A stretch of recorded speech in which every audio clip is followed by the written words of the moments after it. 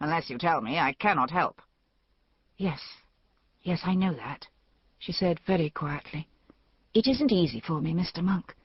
I realize I'm wasting your time, and I apologize. Not at all, he said grudgingly.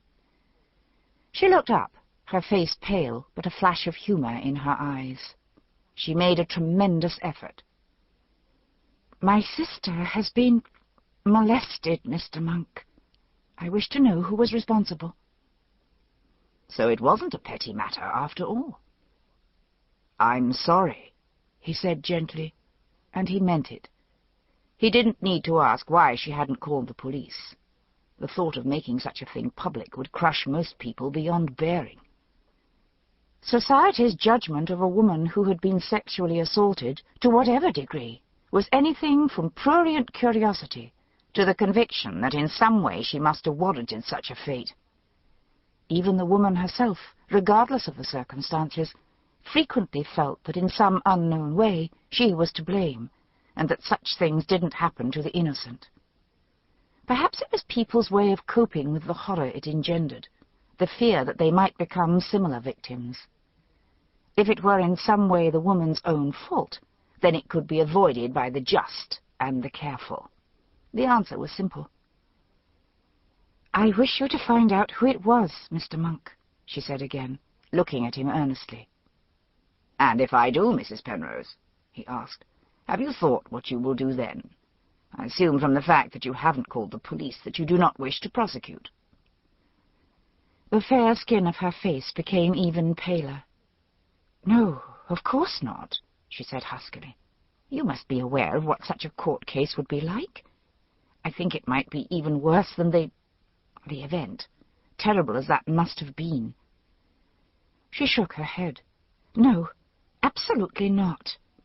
Have you any idea how people can be about... Yes, he said quickly. And also the chances of a conviction are not very good, unless there is considerable injury. Was your sister injured, Mrs. Penrose? Her eyes dropped, and a faint flush crept up her cheeks. No, she was not. Not in any way that can now be proved. Her voice sank even lower. If you understand me. I prefer not to discuss. It would be indelicate. I see. And indeed he did. He wasn't sure whether he believed the young woman in question had been assaulted, or if she had told her sister that she had in order to explain a lapse in her own standards of morality. But already he felt a definite sympathy with the woman here in front of him. Whatever had happened, she now faced a budding tragedy. She looked at him with hope and uncertainty. Can you help us, Mr. Monk? At least as long as my money lasts. I have saved a little from my dress allowance, and I can pay you up to £20 in total. She didn't wish to insult him and embarrass herself, and she didn't know how to avoid either. He felt an uncharacteristic lurch of pity. It wasn't a feeling which came to him easily. He had seen so much suffering, almost all of it more violent and physical than Julia Penrose's, and he had long ago exhausted his emotions and built around himself a shell of anger which preserved his sanity. Anger drove him to action. It could be exercised and leave him drained at the end of the day and able to sleep. Yes, that will be quite sufficient, he said to her. I should be able either to discover who it is or tell you that it isn't possible. I assume you have asked your sister, and she has been unable to tell you. Yes, indeed, she responded, and naturally she finds it difficult to recall the event.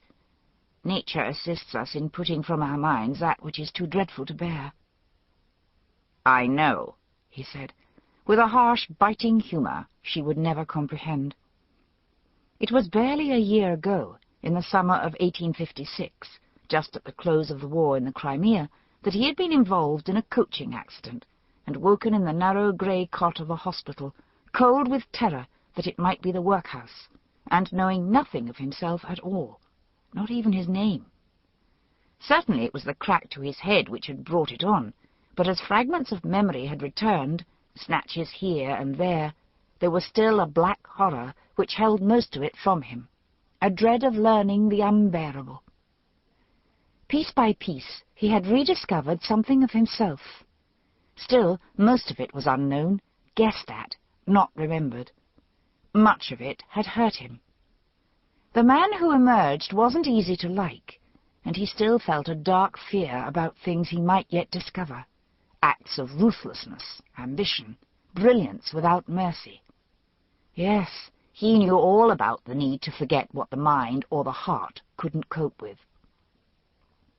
She was staring at him, her face creased with puzzlement and growing concern. He recalled himself hastily. "Yes, of course, Mrs. Penrose. It is quite natural that your sister should have blanked from her memory an event so distressing. Did you tell her you intended coming to see me?" "Oh, yes," she said quickly. It would be quite pointless to attempt to do it behind her back, so to speak. She wasn't pleased, but she appreciates that it is by far the best way. She leaned a little farther forward. "To be frank, Mr. Monk, I believe she was so relieved I didn't call the police that she accepted it without the slightest demur." It wasn't entirely flattering, but catering to his self-esteem was something he hadn't been able to afford for some time. "Then she will not refuse to see me?" he said aloud. "Oh, no, although I would ask you to be as considerate as possible." She coloured faintly, raising her eyes to look at him very directly. There was a curiously firm set to her slender jaw. It was a very feminine face, very slight-boned, but by no means weak. "You see, Mr. Monk, that is the great difference between you and the police. Forgive my discourtesy in saying so, but the police are public servants, and the law lays down what they must do about the investigation. You, on the other hand, are paid by me, and I can request you to stop at any time I feel it the best moral decision, or the least likely to cause profound hurt. I hope you aren't angry that I should mark that distinction." Far from it. Inwardly he was smiling. It was the first time he felt a spark of quite genuine respect for Julia Penrose. "I take your point very nicely, ma'am," he answered, rising to his feet. "I have a duty, both moral and legal, to report a crime if I have proof of one. But in the case of rape—I apologize for such an ugly word, but I assume it is rape we are speaking of." "Yes," she said, almost inaudibly, her discomfort only too apparent. "For that crime it is necessary for the victim to make a complaint and to testify, so the matter will rest entirely with your sister. Whatever facts I learn will be at her disposal." "Excellent." She stood up also, and the hoops of her huge skirt settled into place, making her once more look fragile. "I assume you will begin immediately?" "This afternoon, if it will be convenient to see your sister then. You didn't tell me her name." Marianne Gillespie." "Yes, this afternoon will be convenient." "You said that you had saved from your dress allowance what seems to be a considerable sum. Did this happen some time ago?" 10 days, she replied quickly. "My allowance is paid quarterly. I had been circumspect, as it happens, and most of it was left from the last due date." "Thank you, but you do not owe me an accounting, Mrs. Penrose. I merely needed to know how recent was the offence." "Of course I do not. But I wish you to know that I am telling you the absolute truth, Mr. Monk. Otherwise I cannot expect you to help me. I trust you, and I require that you should trust me." He smiled suddenly, a gesture which lit his face with charm, because it was so rare and so totally genuine. He found himself liking Julia Penrose more than he had anticipated from her rather prim and exceedingly predictable appearance, the huge hooped skirts so awkward to move in, and so unfunctional, the neat bonnet which he loathed, the white gloves and demure manner. It had been a hasty judgment, a practice which he despised in others, and even more in himself. "Your address," he said quickly.